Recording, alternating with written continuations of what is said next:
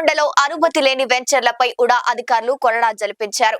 కనవల పంచాయతీలోని కందుకూరు పోయే రోడ్డులో అనాధికార వెంచర్లపై Ongole town planning అధికారులు టి శారద పంచాయతీ అధికారులతో కలిసి జేసీబీలతో రోడ్లు రాళ్లు తీసివేశారు.